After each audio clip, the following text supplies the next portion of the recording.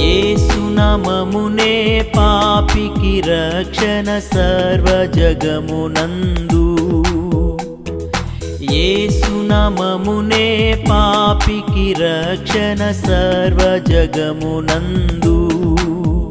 ఆకాశము క్రింద మానవులలో ఏ పేరున ముక్తి లేదు.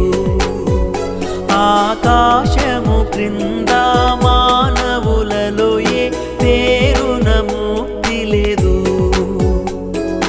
యేసునామమునే పాపికి రక్షణ సర్వజగమునందు.